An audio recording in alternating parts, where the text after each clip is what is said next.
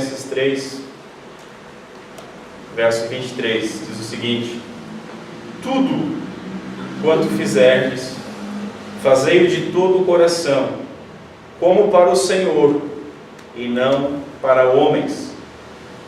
Vamos ler novamente.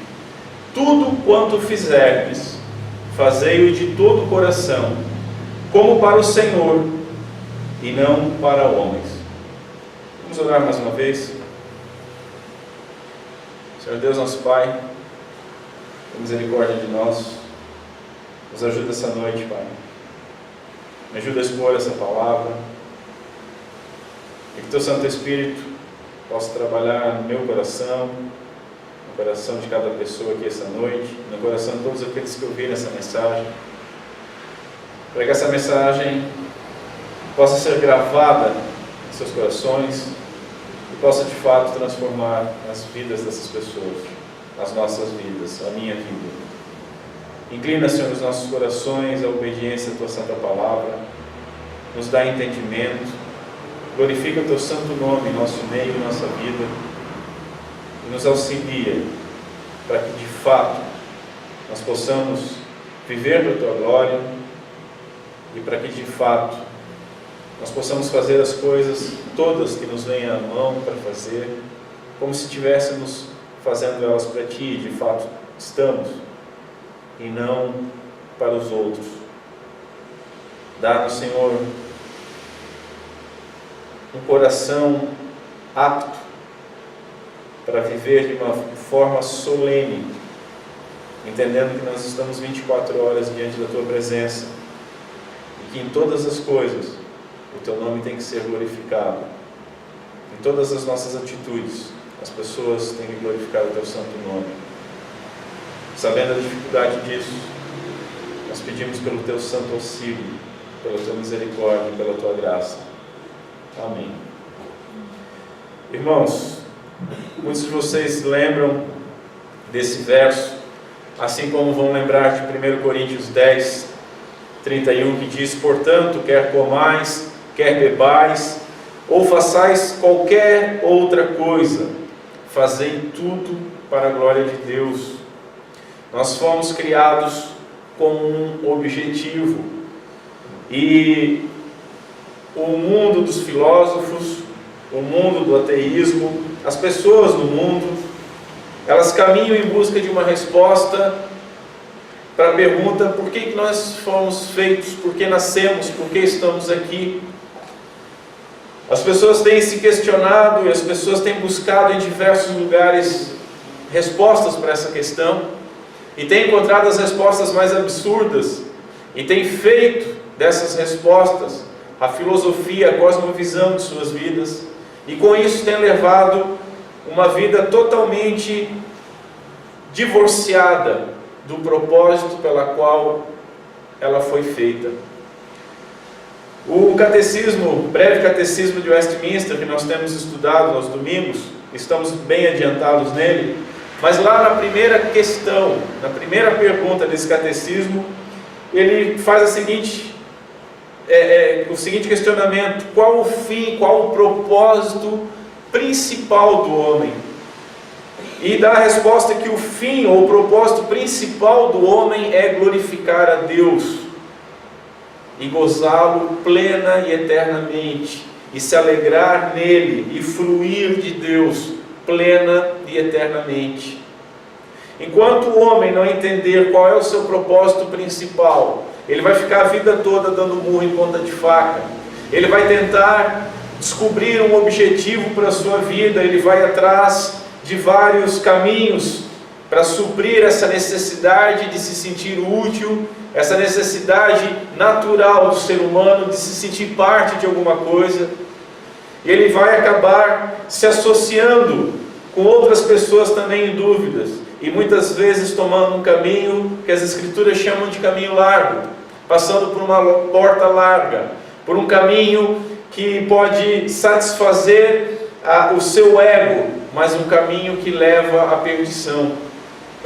As Escrituras Sagradas nos ensinam que nós fomos feitos com um propósito principal, e o breve catecismo diz que essa finalidade principal, ela coloca isso não como um plural, ela põe isso no singular. O fim principal. Nós fomos feitos para a glória de Deus. Deus não tinha necessidade de nos fazer, Deus não estava em dívida com ninguém, Deus não precisava da companhia de ninguém, uma vez que Ele já se regozijava na Santa Trindade.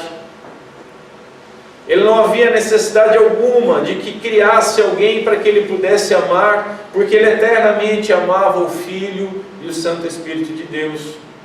A Trindade era completa, bastava. Mas aprove a Deus criar o homem. E essa criação foi para a sua glória, para manifestar a sua glória, para a própria criação que fez.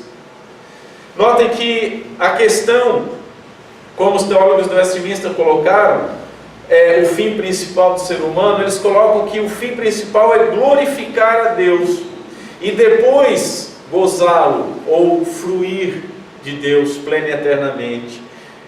Notem que é glorificar para depois gozar e não começar a aproveitar as coisas de Deus para depois glorificar.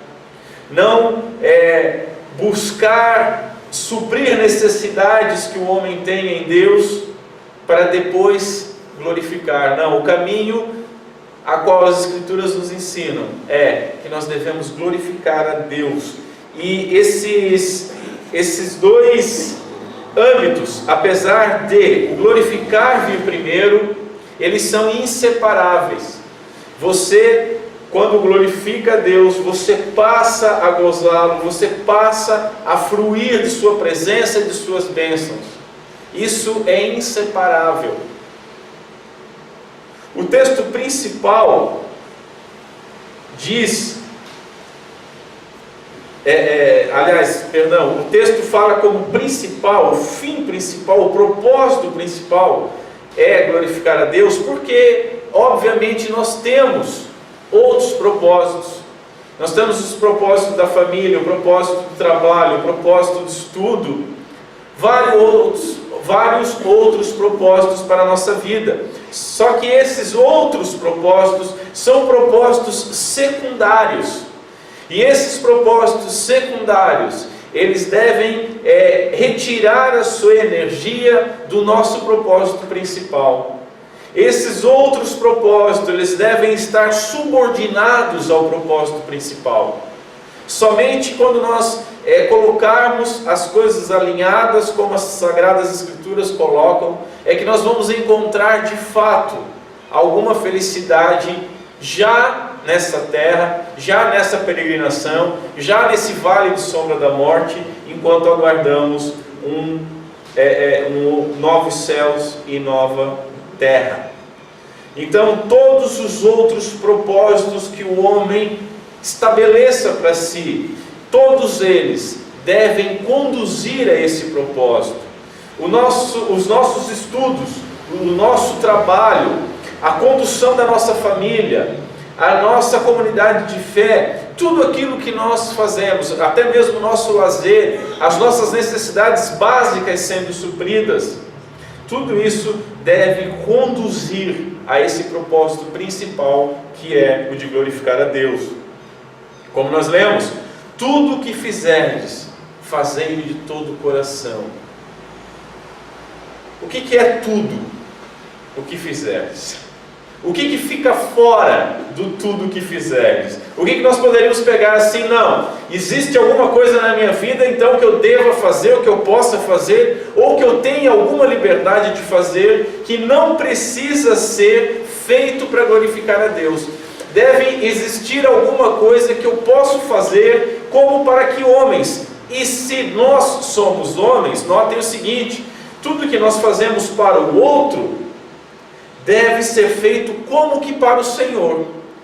E como nesse ente subjetivo, homens, nós estamos incluídos, tudo aquilo que nós fazemos para nós mesmos, que não é diretamente feito para o outro, aquelas coisas que nós fazemos para o nosso prazer, Como John Piper tem uma frase que eu acho muito legal: como tomar um suco de laranja para a glória de Deus. Por quê? Porque você vai tomar aquele suco de laranja para o seu prazer, para a sua necessidade, para matar a sua sede, para extrair nutrientes daquilo, mas essa ação, ela não está divorciada, ela não entra num terreno neutro daquilo que o homem deve fazer como que para Deus e não para ele mesmo. Nessa ação também está envolvido glorificar o nome de Deus. Calvino ele diz que a glória de Deus é quando nós sabemos quem Ele é, o que Ele é. Quem descobre quem é Deus é aquele que sabe que Deus executa o querer e o realizar na nossa vida. É aquele que entende que nós nada podemos fazer sem Ele, como nos ensina Cristo Jesus. E como nos ensina o livro de Hebreus, que Ele sustenta todas as coisas pelo seu poder. Ou seja, não existe nada, não existe nenhum lugar, não existe nenhum âmbito que seja terra de ninguém, que seja neutro, que a influência e o poder de Deus não esteja agindo conforme a sua pré-ordenação. É por isso que Paulo explode num louvor em Romanos capítulo 11, quando diz: porque dele, e para ele, e por ele, porque dele, por ele e para ele são todas as coisas, e aí ele explode dizendo: a ele a glória eternamente, amém. Todas as coisas são para Deus, todas as coisas devem ser feitas para a glória de Deus. Ainda que inseparáveis, como eu já comecei a falar, o glorificar ele tem que vir antes do gozar, porque Deus, ele não existe para servir o homem. E se nós colocássemos o gozar, o fluir de Deus antes, daria uma impressão de que Deus existe para nos servir. E isso é, de certa maneira, às vezes mais aberto, com um pouquinho menos de hipocrisia, e às vezes mais velado, é o que é oferecido em muitas comunidades. Aquele Deus que trabalha igual um garçom, trabalha por 10%, o garçom trabalha por 10% da sua conta, e eles encontraram uma maneira de fazer Deus os servir por 10%. Basta você jogar os 10% e Ele vai fazer o que você quiser que Ele faça. E se você não der os 10%, Ele não vai te atender. Esse é o tipo de Deus que é oferecido.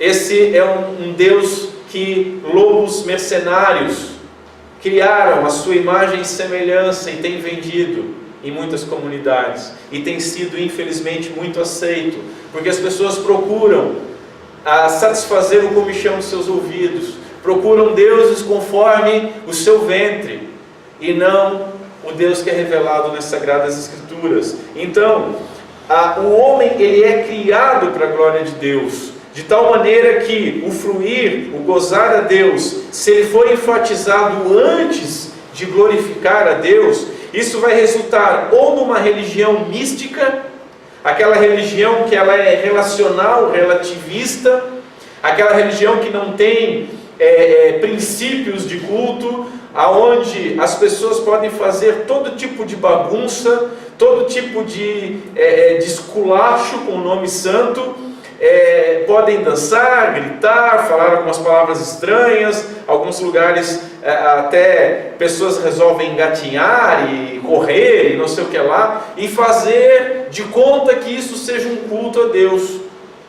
Por quê? Porque é só eu me sentir bem com Ele. É um relacionamento onde eu preciso me sentir bem. Eu gosto de ir em tal lugar porque lá eu me sinto super bem. Quando eu vou lá é a mesma coisa quando eu vou numa academia, se a endorfina sobe, eu fico feliz, a gente bate palma, poxa, é muito legal, é muito bacana. Não fica só um cara falando e falando e falando. Ou então cai numa religião, como eu já dei uma volta ao redor, uma religião que é materialista.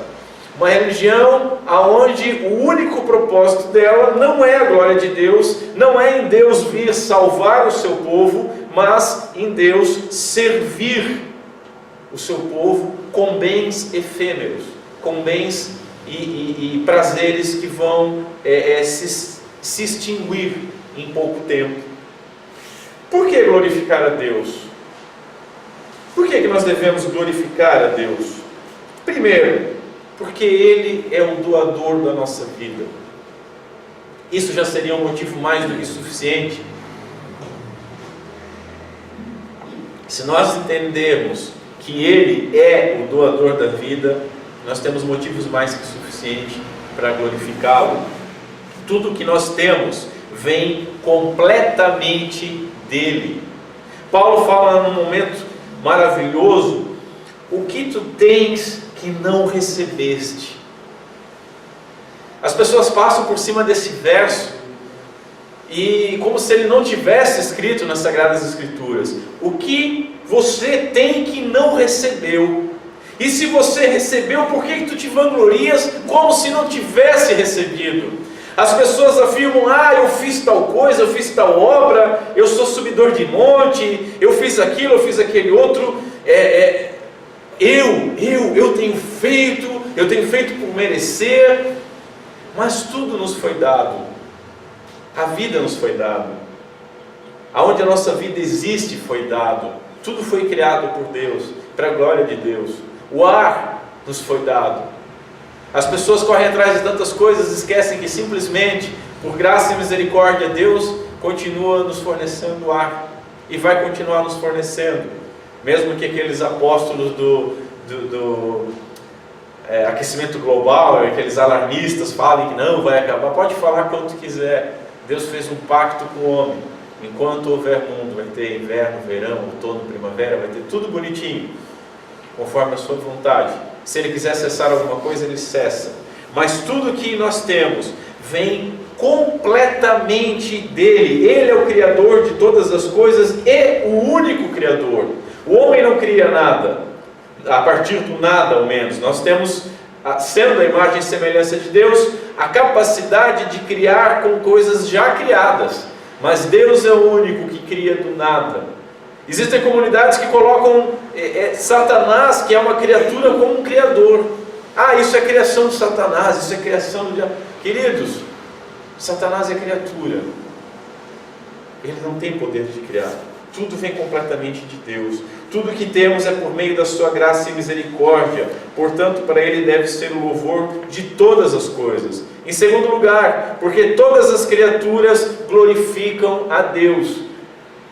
Observe, o Salmo 19, verso 1 diz o seguinte: os céus proclamam a glória de Deus. A coisa criada, os céus. Até Romanos 1 nos diz que o homem, ele é indesculpável, porque ele não glorifica a Deus como Criador quando ele observa a natureza. O simples fato de a natureza estar lá, ela já condena qualquer forma de ateísmo. E os céus proclamam a glória de Deus, segundo o salmista no verso 1 do Salmo 19. Isaías 43 diz assim: os animais do campo me glorificarão.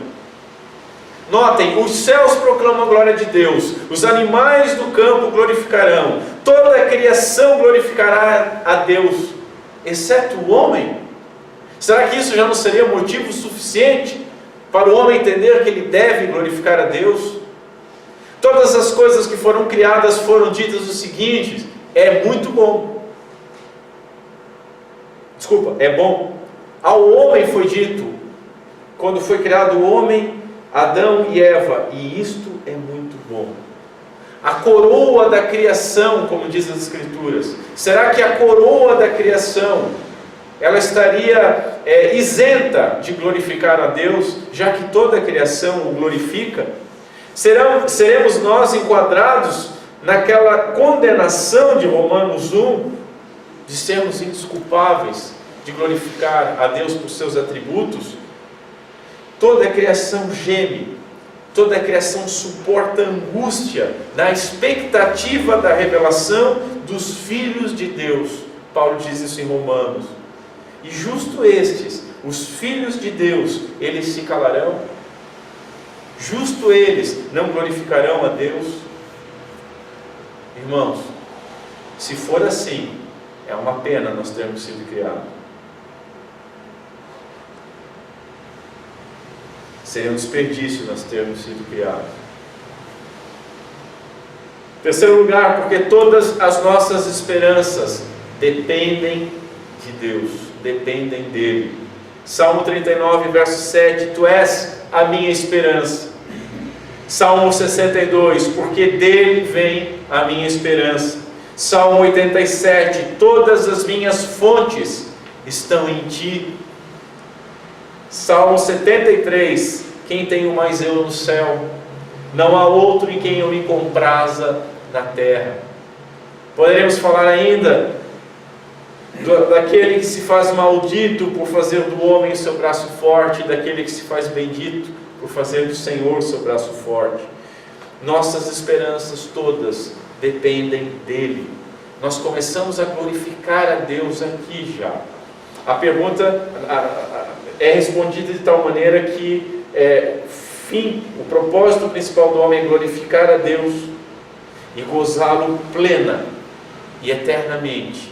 Esse plenamente e eternamente, nós sabemos que não vamos conseguir atingir aqui, infelizmente, mas nós já começamos, de alguma maneira, a fruir das coisas de Deus, da bênção de Deus, da misericórdia de Deus, do amor de Deus, da esperança que nos acalenta. Só que a plenitude só vai ocorrer quando nós formos despidos da nossa natureza carnal, da nossa natureza imediatista, da nossa natureza que só olha para o seu próprio umbigo, quando nós formos revestidos de incorruptibilidade e quando nós o vermos como Ele é, então nós louvaremos e gozaremos plenamente. Lembram que nós, vendo a primeira epístola de João, ainda não se manifestou, o capítulo 3, verso 2, ainda não se manifestou o que há de ser. Nós ainda não conseguimos glorificar a Deus plenamente, porque nós ainda estamos com a nossa natureza carnal, lutando contra as coisas do Espírito.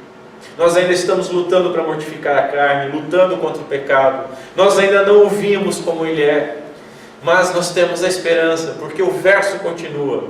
Sabemos que um dia nós o veremos, e quando o vermos, seremos transformados, seremos feitos semelhantes a Ele, o veremos como Ele é.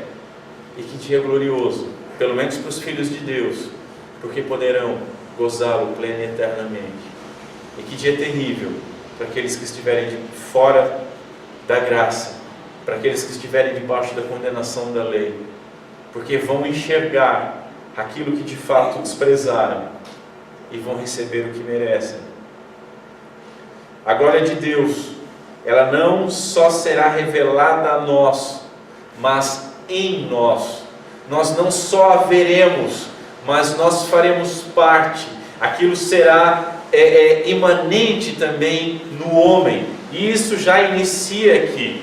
O próprio Senhor Jesus, Ele nos diz em João 17: Pai, a minha vontade é que onde estou estejam comigo os que me deste, para que vejam a minha glória. Ou seja, os eleitos, eles verão a glória de Cristo plena, resplandecendo o amor de Deus, mas eles já experimentam essa glória aqui em alguma medida.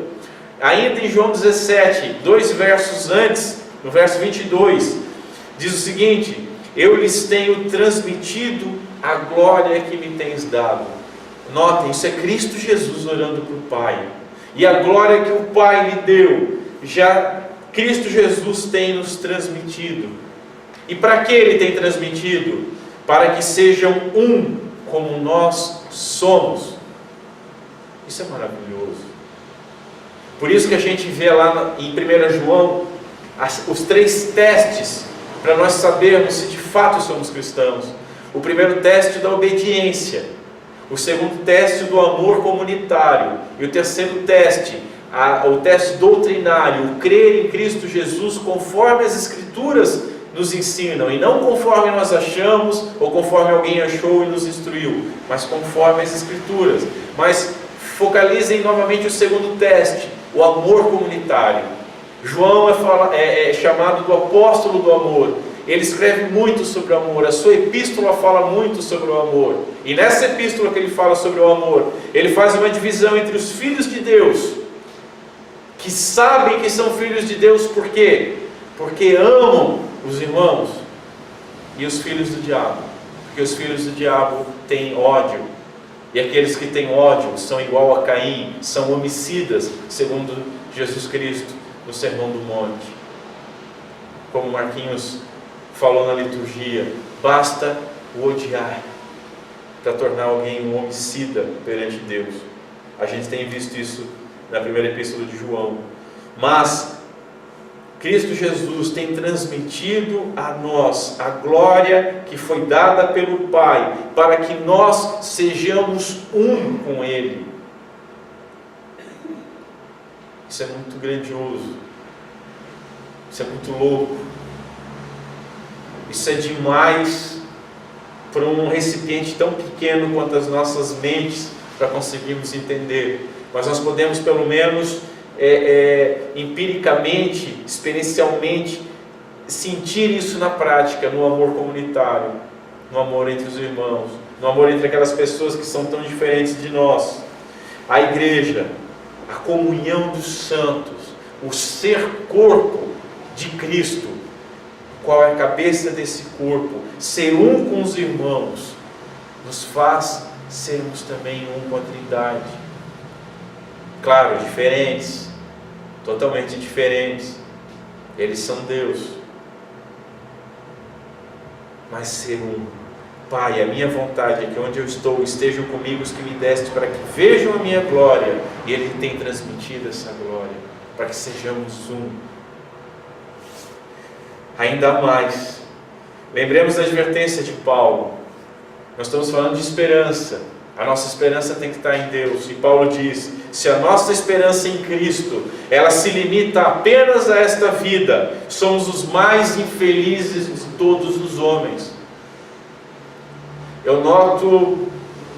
Eu já observei mais, eu não tenho mais nem tempo nem paciência para observar, mas muitas pregações, muitas comunidades de fé, o cristianismo tem sido descrito de uma forma totalmente imediatista e totalmente temporal. É algo para aqui e agora. Não se fala mais no eterno, não se fala mais na eternidade, não se fala mais que essa existência que um dia vai acabar. É o melhor de Deus para agora, para hoje. Vamos viver tudo hoje. E aí Paulo nos contrapõe com isso. Se a nossa esperança se limita para hoje, a gente é o mais miserável que tem. Comamos, bebamos, porque vamos morrer. Mas a nossa esperança é um dia estar com Cristo, em Cristo, vendo como Ele é, com o corpo glorificado. Se nós de fato entendemos que o nosso propósito final é glorificar a Deus plenamente e eternamente e fruir dele, como glorificar a Deus de forma perfeita? Vivendo perfeitamente diante dele. Como é que a gente poderia traduzir isso? Viver sem pecar. Como é que nós fazemos isso hoje? Não dá. Se alguém falar que faz, é mentiroso e já está pecando na afirmação. 1 João de novo: aquele que diz que não tem pecado, nele não está a verdade, ele mente e faz de Deus mentiroso. Nós lutamos contra o pecado, mas nós devemos ansiar aquele dia, quando nós estivermos revestidos de incorruptibilidade, diante de Deus, impossibilitados de pecar, porque não vai mais haver isso. Esse deveria ser um dos principais motivos para nós ansiarmos a glória. Não escaparmos dos nossos problemas, não escaparmos das nossas dívidas, das nossas doenças, das nossas infelicidades momentâneas, das vicissitudes da vida. Mas isso deveria nos machucar demais. Um Deus santo nos tirou do meio do lixo, do meio da morte, da condenação do inferno, e exige de nós uma obediência. Infelizmente nós não conseguimos cumpri-la. Por isso que a graça é maravilhosa, porque nós estamos debaixo dessa graça, estamos sendo vistos como justos, fomos justificados pela justiça de Cristo aplicada a nós e em nós. e não da nossa própria justiça, senão estaríamos condenados. Mas ter a expectativa disso, de um dia não fazer mais aquelas coisas pelas quais o nosso Senhor Jesus Cristo foi crucificado. Você já pensou sobre isso? Cada pecado que nós cometemos, nós somos perdoados desses pecados, mas são esses pecados que crucificaram o nosso Senhor. E um dia nós vamos viver sem cometer esses pecados. Esse dia é glorioso. Esse é o Shabbat verdadeiro, o dia final do descanso, o dia eterno, onde não haverá necessidade de sol, porque a sua face nos iluminará. Se a nossa esperança em Cristo, ela se limita apenas a essa vida, somos os mais miseráveis dos homens. Mas então, vamos ver o seguinte: como glorificar a Deus? Sabemos que temos que glorificar, já entendemos alguns motivos pelos quais devemos glorificar, mas como? Em primeiro lugar, buscando apreciar e contemplar a sua obra, na criação e na manutenção da natureza. Se você conseguir separar as informações, filtrar o que você ouve, por exemplo, no National Geographic, nesses canais que falam muito sobre a natureza, né? Se você conseguir separar aquela lenga-lenga de evolução, 685 bilhões de anos e 1,5 trilhão de anos, separou isso aí, observa um pouco a natureza que foi criada, a beleza da natureza. Observa o seu corpo, um organismo frágil ao extremo, que um vírus pode matar, e resistente o suficiente que às vezes você pode perder uma parte significativa do seu cérebro, e os neurônios fazem outras ligações para continuar funcionando. E as pessoas, alguns se acham inteligentes, dizendo que isso tudo nasceu a partir de uma explosão, do acaso. O acaso criou as coisas. Evoluções. A gente tem visto a evolução, né? A gente olha os noticiários e vê o homem evoluindo, né? A gente olha assim, até mesmo para a natureza, a gente vê a evolução. A gente vê dinossauros voando e tudo mais. Apreciando a criação e a manutenção, como os sistemas todos encontram equilíbrio sob leis rígidas. E as pessoas dizem, mas é a lei da natureza. Tá, quem é que definiu essa lei? Quem é que disse que o mar vem até aqui e daqui não passa? Quem é que estabeleceu manhã, tarde e noite? Quem é que estabeleceu todos os ciclos? Existe um grupo de cientistas cristãos que eles falaram que chegaram a uma conclusão em alguns estudos sobre órbitas de planeta, que qualquer um desses planetas, se fosse afastado 1 centímetro da sua órbita, tornaria a vida impraticável no planeta Terra. Então todos os planetas estão numa conjuntura para fazer com que possa haver a possibilidade de vida. E quem é que mantém essas coisas todas? São as leis da natureza. Sim, a natureza obediente a leis sem um Deus. Buscando apreciar e contemplar a sua obra na providência, o seu governo sobre tudo. Eu estava conversando com uma pessoa que estava me contando o testemunho da sua vida, e como em determinado momento, ao fazer algumas besteiras, ele foi preso. E quando ele foi preso, baixou a bola, encontrou com Deus. Às vezes as críticas vêm de fora, a pessoa rouba, mata, aí é presa e encontra Deus. A pessoa se prostitui, posa para a revista pornográfica e encontra Deus. Claro, tem aqueles encontros que nós vimos na mídia, né? Aquelas pessoas que encontram Deus e aí, como são questionadas, olha, eu não me arrependo de nada do que eu fiz. Tudo bem então, vamos marcar um outro encontro, porque o primeiro não valeu, né? Não foi bem com Deus que você encontrou. Mas, como pela providência de Deus, às vezes aquilo que nós olhamos como algo ruim, nós conseguimos entender o que diz Romanos capítulo 8, verso 28. Sabemos que todas as coisas colaboram para o bem daqueles que amam a Deus. Às vezes é uma doença, às vezes é a morte de alguém, às vezes é uma prisão, às vezes é uma tragédia. As pessoas gostam muito de ou ser advogadas de Deus, quando Deus é que é o nosso advogado, ou de acusar a Deus, blasfemando do seu nome. E aí as pessoas dizem, por exemplo, olha, se Deus fosse bom, Ele não permitiria que aquela casa pegasse fogo. Pois é, mas aquela casa pegou fogo, e com aquela casa pegando fogo, aquela família ela foi amparada por um vizinho, e ela ouviu o evangelho do vizinho.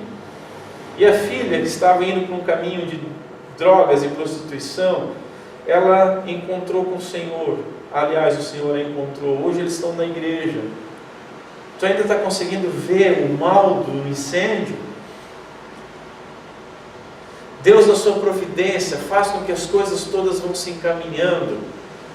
A traição de Judas, predeterminada desde antes da fundação do mundo, para que nosso Senhor Jesus Cristo fosse crucificado no tempo certo. A providência, o seu governo sobre tudo. Tem um teólogo que diz que ele jamais dormiria novamente se ele imaginasse que uma partícula de pó estivesse fora do controle de Deus. E eu gosto muito dessa frase, e eu sempre esqueço o nome do teólogo.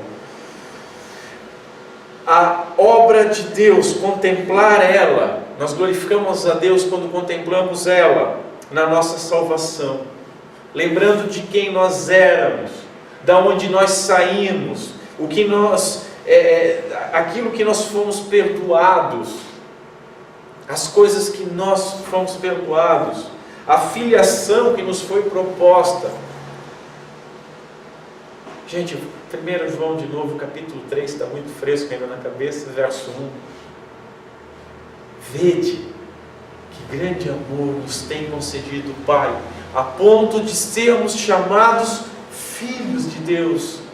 E de fato somos filhos, continua João. E aí depois ele continua, não se manifestou ainda o que haveremos de ser, mas quando vermos, quando ele se manifestar. Você já se olhou no espelho com um pouquinho de sinceridade e disse o seguinte: será que eu adotaria essa pessoa que eu estou vendo aí?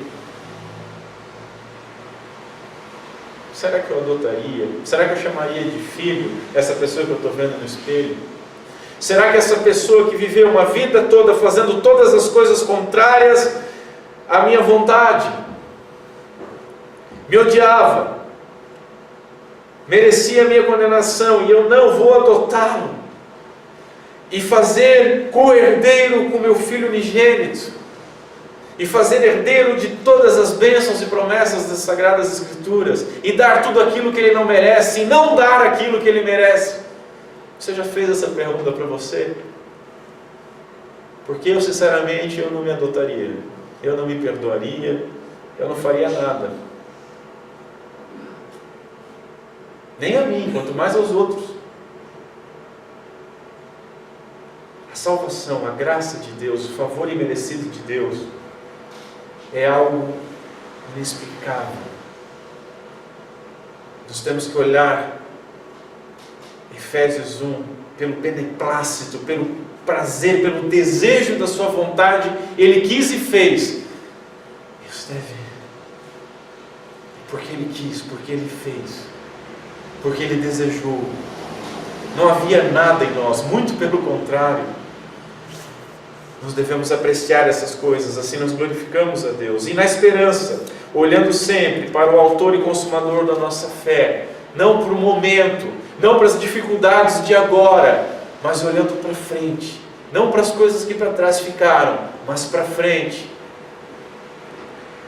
Em segundo lugar, como glorificar a Deus? Buscando adorá-lo em toda situação.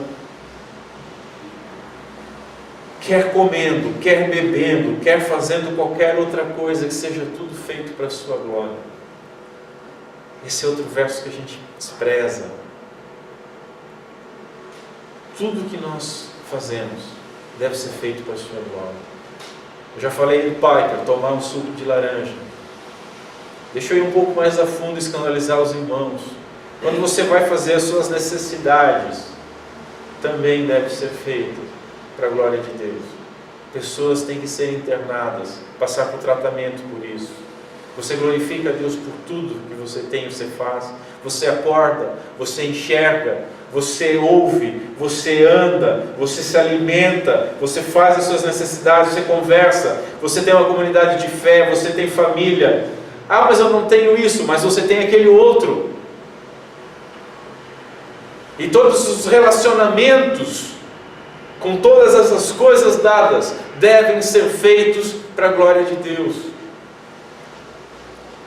Que o nosso fôlego, meus queridos irmãos, sirva para cantar louvores a Deus e para agradecer e engrandecer o seu santo nome.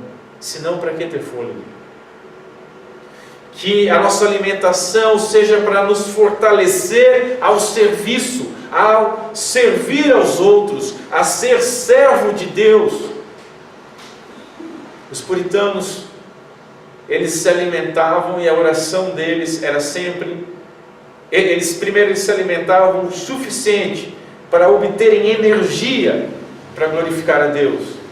E em segundo lugar, entre as suas orações de ação de graças pelos alimentos, era para que aquele alimento fosse suficiente à necessidade de servir, para que os fortalecesse para servir.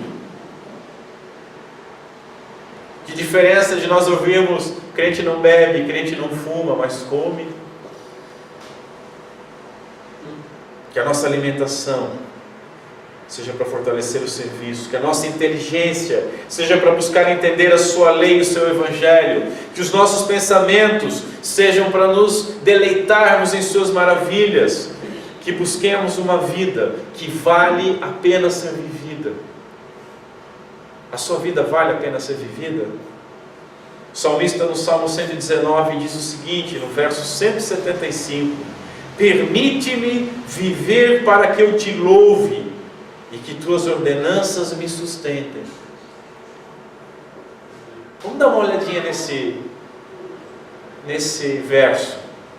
Primeiro, que as tuas ordenanças me sustentem. O que significa isso? Que as tuas ordens, que os teus mandamentos me sustentem, ou seja, que eu ande em obediência àquilo que tu exiges de mim. E como, vou me reportar a 1 João de novo, os teus mandamentos não são pesados, eles são bons, são agradáveis. Salmo 119, são mais desejáveis que ouro e que prata, mais doces que o mel. Pelo menos deveria ser para os cristãos. Deus não proibiu nada que é bom para nós. O que Ele proibiu não é bom. Ele não exige nada que é ruim para nós. O que Ele exigiu é bom. Ou nós vamos querer o vaso, que é olhar para o oleiro e dizer, não só porque me fizeste assim, mas dizer, olha, veja bem, eu acho que deveria permitir tal coisa, porque me parece agradável. Talvez o Senhor, preocupado em fazer todas as coisas, não tenha pensado bem a respeito disso. Será que nós chegaremos a esse cúmulo? E a primeira parte do verso, permite-me viver para que eu te louve. Ele está pedindo para que viva, para que tenha vida. Para quê? Para louvá-lo. E nós poderíamos pesar um pouquinho mais aqui, sem forçar muito o texto. Se não for para louvá-lo, não há motivo algum para nós vivermos. Ou que motivo há? Que motivo você colocaria para viver, se não for para louvar a Deus? Estudar, trabalhar, cuidar do seu esposo, cuidar da sua esposa, cuidar do seu pai, cuidar da sua mãe, cuidar dos seus filhos. Não terás outros deuses diante de mim. Lembra dessa exposição? Aquele que não aborrecer pai e mãe não é digno de mim. Todas essas coisas devem ser feitas, são mandamentos, nós devemos amar, são fins secundários do homem, mas que tem que extrair a energia do primeiro, glorificar a Deus, sobre todas as coisas. Por isso que a primeira tábua fala sobre amar a Deus sobre todas as coisas, e depois ao próximo como a si mesmo, os mandamentos que se relacionam com a humanidade. Se nós amarmos a humanidade, amarmos os outros sem o amor de Deus, esse amor não é nada, na realidade é uma idolatria. Isso nos leva então a uma lei a ser obedecida. E olha o que diz o Salmo 73: tu me guias com o teu conselho. Teu conselho não é uma dica, tá? É ordenança, é mandamento, não é 10 dicas. Tu me guias com o teu conselho e depois me recebes na glória. Olha a providência. As pessoas gostam de falar contra a providência, contra as predeterminações de Deus, dizendo que elas nos transformam em robôs.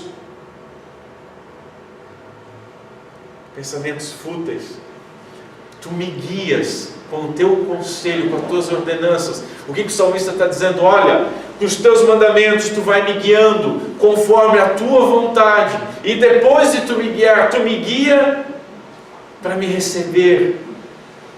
Tu me guias com o teu conselho e me recebes na glória. E só recebe na glória porque Ele guiou nessa peregrinação. Como dizia John Owen, aquele que Cristo não santificou na terra, Ele não vai levar para o céu. Somente serão recebidos aqueles que foram guiados pelos conselhos, pelas ordenanças do nosso Deus. Terceiro lugar, buscando ser útil sempre. Nós somos chamados para sermos servos de Deus e servos dos nossos irmãos. Tozer, ele falava que a nossa vida aqui é um campo de batalhas e não um campo de lazer, um resort. Nós não fomos chamados para férias, nós não fomos chamados para o descanso aqui, para repousar, para nos acomodar. Buscando ser útil. Romanos 1:1, Paulo diz assim: Paulo, servo de Cristo. Já falei para os irmãos, servo é escravo. É só um eufemismo, ficou mais bonitinho. Mas o termo é escravo. Um escravo daquele jeito, como aquela história que eu falei, daquela escrava comprada. Lembra da história? Que a pessoa, a escrava estava no mercado para ser comprada e alguém disse que ia comprá-la e ela cospe na pessoa. E a pessoa disse: não, você não está entendendo, eu vou te comprar. E ela xinga um monte o cara e diz: não, eu não está entendendo ainda, eu vou te comprar para te libertar. E aí ela diz: ah, então, peraí, me perdoa. Se você vai comprar minha liberdade, eu vou te servir para sempre.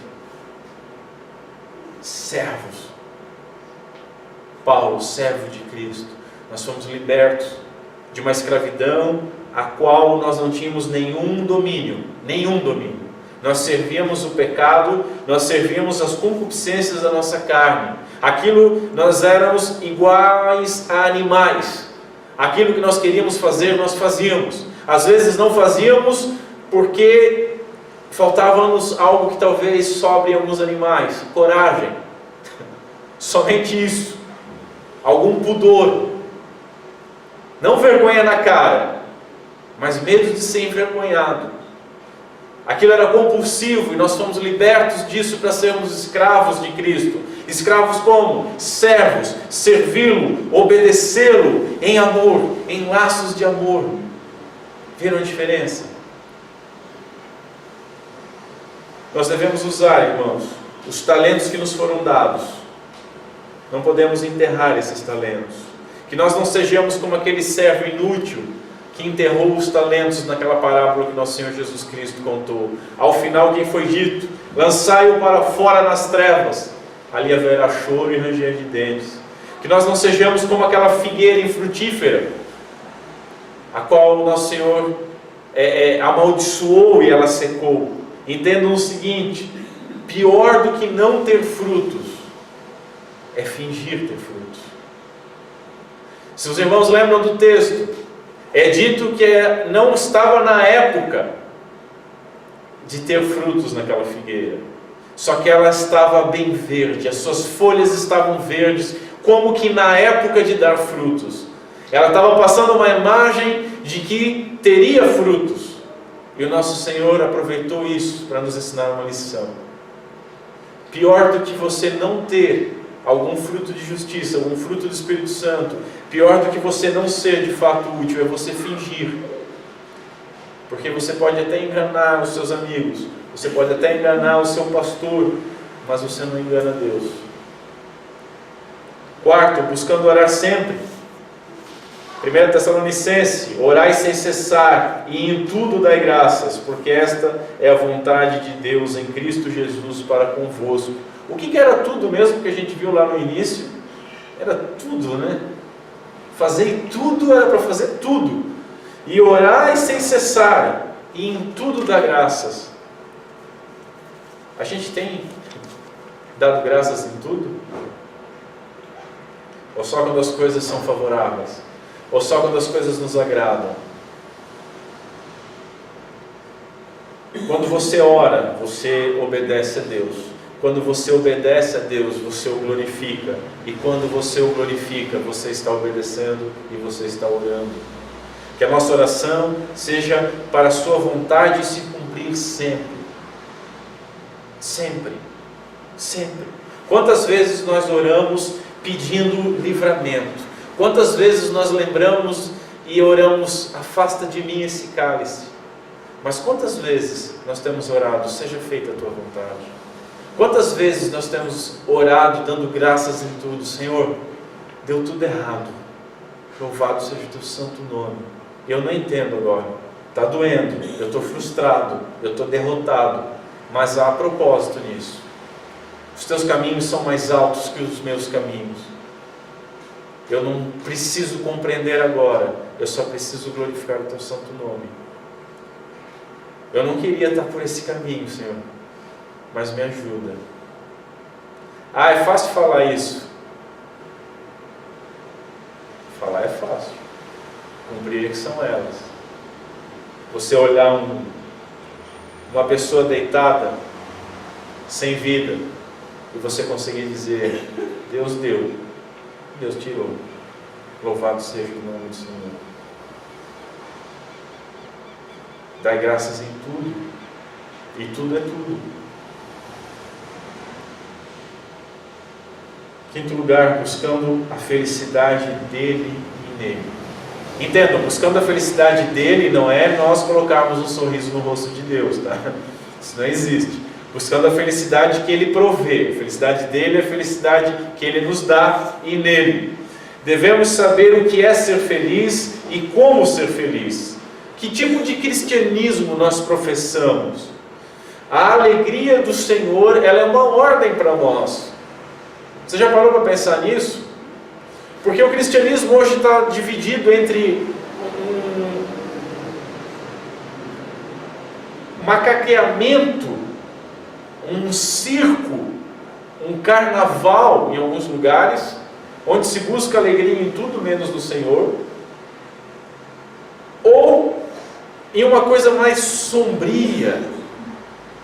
Eu falo bastante aqui dos puritanos. Os puritanos são vistos também muitas vezes como algo meio sombrio, aquele pessoal que se vestia mais esquisito e tudo era não podia, e a lei do Senhor, e meu Deus, e coisa. Quando na realidade, se você vai estudá-los, eles eram homens que eram alegres, que se vestiam de maneira colorida. C.S. Lewis descreve eles dessa maneira: que bebiam, que comiam, que fumavam, que faziam amor com suas mulheres, que se alegravam, que eram fortes, que trabalhavam com força, que se ajudavam. Eles tinham alegria no Senhor. Que cristianismo nós professamos? Um cristianismo que só se alegra quando recebe um presentinho de Deus e fora daí está cabisbaixo? Um cristianismo que se vê tão submerso no pecado, e nós somos sim pecadores, mas esquece que fomos perdoados pela graça, que somos vistos como justos, esquece das coisas que foram feitas. Paulo diz em Filipenses 4, alegrai-vos sempre no Senhor. Alegrai-vos sempre no Senhor. E aí ele bota uma vírgula e diz, outra vez digo, alegrai-vos. Ele dá uma ênfase nisso. E a gente precisa dessa ênfase. Nós devemos nos alegrar no Senhor. É um mandamento. Alegrar. Só que a nossa alegria deve vir dele. E a nossa alegria deve estar nele. Porque toda alegria que não vem dele e não está nele, ela é passageira.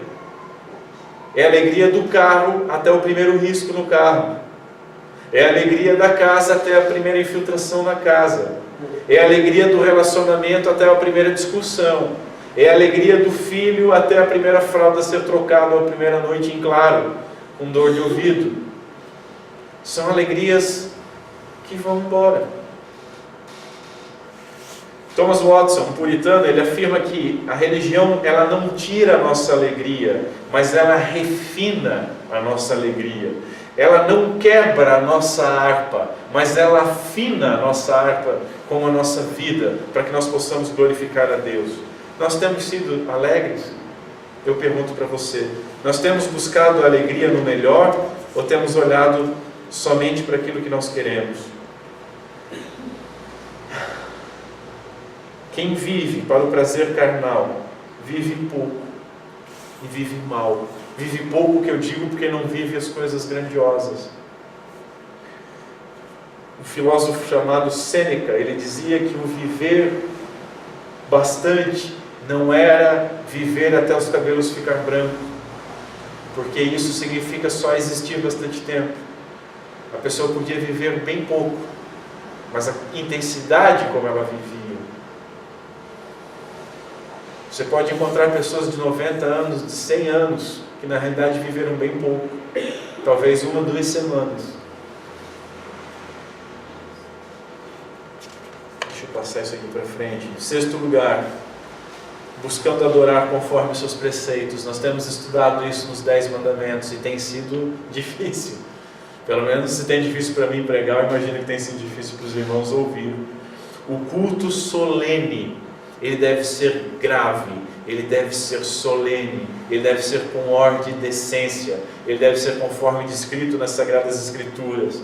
O nosso culto, ele deve ser racional. O nosso culto não é um momento de transe, um frênese alucinado. O culto e a adoração é sempre a Ele, não a nós. O culto deve ser da maneira que Ele exigiu e para a glória dEle, não da maneira que nós achamos que Ele quer ou da maneira que nos satisfaz, da maneira que nós nos sentimos bem. Eu gosto muito de tal culto porque, puxa, eu me sinto tão bem, que bom. Eu fui no culto dos jovens, porque depois tem o culto das mulheres, e antes tem o culto dos empresários, depois tem o culto da família, e tem o culto a Deus no lugar ali, como é que é? Porque numa dessa vai que sobra um espaço e faz um culto a Deus, né? Já que tem cultinho infantil, e o cultinho das senhoras, e o cultinho das descasadas, e o cultinho da... Sétimo lugar, buscando glorificá-lo em e através da família.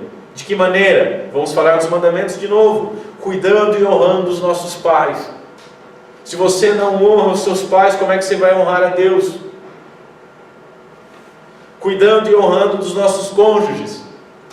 O casamento é um símbolo da aliança eterna entre Cristo e a sua igreja.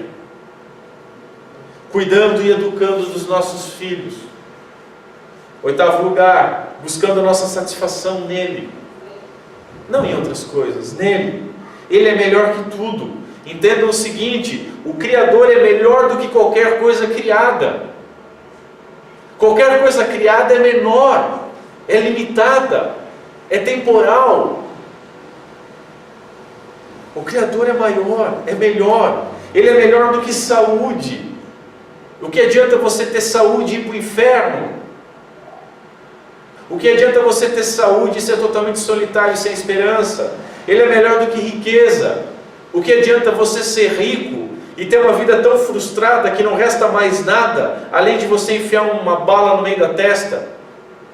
Ou se enforcar, como esses tempos se enforcou um artista de cinema, na maçaneta da porta. O cara tinha dinheiro, o cara tinha fama, o cara tinha tudo. mas não se deu ao trabalho nem de se enforcar de uma maneira convencional, de ficar pendurado. Ele se esforçou para se enforcar. Era só botar a mãozinha no chão. O que adianta a riqueza? O que adianta a honra? A honra vem num dia, no outro dia você tropeça e todo mundo te joga ovo na rua. Todo mundo te joga tomate e te aponta o dedo. O que adianta você ter uma família legal, sua família é bom, que legal hoje em dia, com o projeto granciniano que a esquerda tem feito evoluir na nossa nação, que tem destruído a família, a base da sociedade. Mas mesmo que a sua família não tenha sido atingida, o que adianta você ter uma família perfeita e você ou todos eles não terem um rumo, não terem um norte, não saberem para onde vão? Todas essas coisas, meus queridos irmãos, elas sustentam a nossa vida, elas nos dão alegria, elas nos dão prazer, elas nos dão tranquilidade, mas somente Deus nos dá a vida. Essas coisas nos ajudam a vida, mas só Deus dá a vida. Agostinho, ele tem uma frase maravilhosa,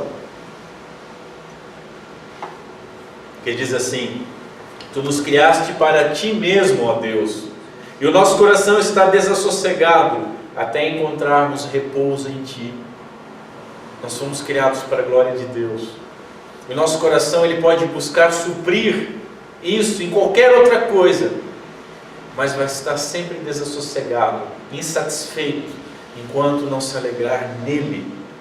Nós devemos ansiar a vida, ansiar glorificá-lo e gozá-lo como ele é algo vital, essencial, sem a qual as coisas não existiriam, sem a qual nós não existiríamos. Salmo 42 diz o seguinte: Como suspira a corça pelas correntes das águas, assim por Ti, ó Deus, suspira a minha alma. A minha alma tem sede de Deus, do Deus vivo. Você tem em Deus a coisa vital da sua vida? Você tem essa sede? A sua sede é saciada em Deus ou em qualquer outra coisa? Você pode achar muito bonito esse verso, você pode até saber de cabeça. Assim como a corça seca. Tem musiquinha disso. Mas não adianta nada você saber disso se você de fato não tem desespero por matar a sua sede em Deus. Entendam, qualquer outra fonte, por mais que possa ser boa ou interessante, se ela não tira a sua energia da fonte principal que é Deus, é veneno. É alguma forma de idolatria, é alguma forma de você tentar cobrir um buraco no seu coração, a qual só pode ser coberto por Deus e com Deus, com outras coisas. E como é que você vai fechar um buraco infinito, feito sob medida para aquele que é infinito? Quantas coisas criadas você vai ter que colocar ali dentro para descobrir que todas elas, e nenhuma delas, vai te satisfazer?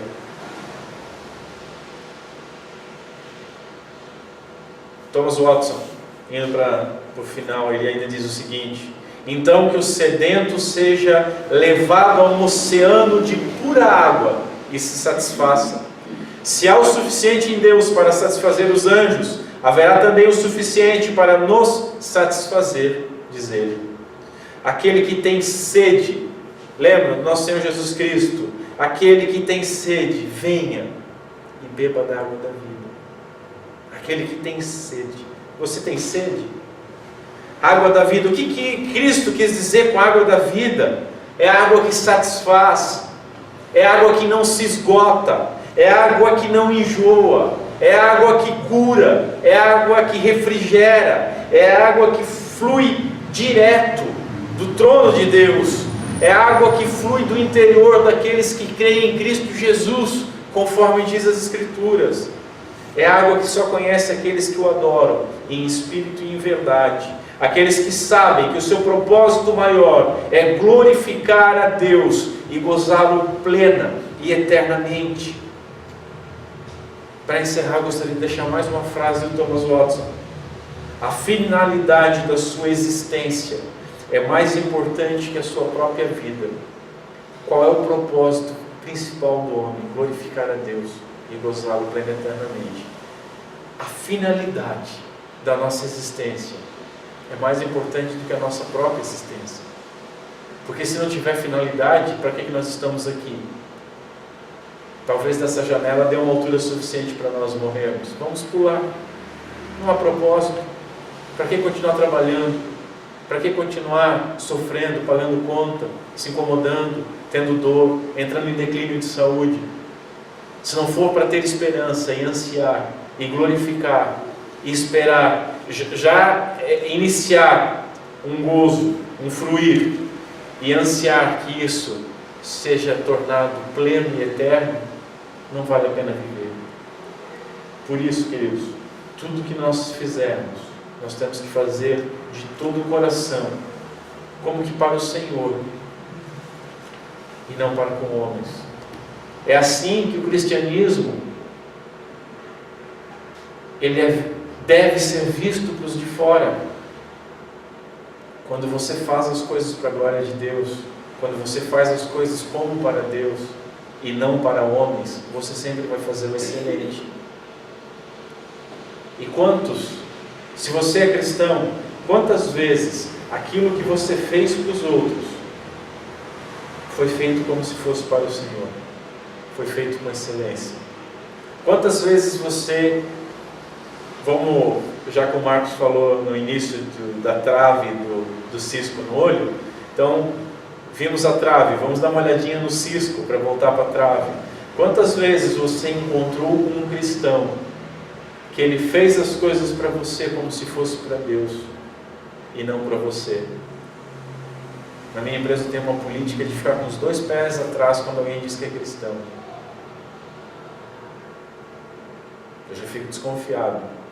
Eu sei que eu vou me incomodar. Dificilmente eu erro. Isso é triste. Muito triste. Mas é fácil eu ver esse cisco.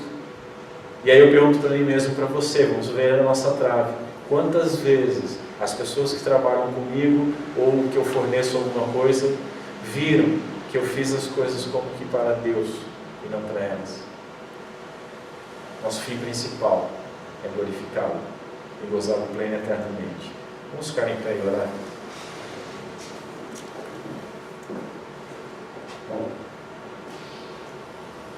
Curve sua cabeça. Vamos ter um momento de oração. Senhor Deus, nosso Pai,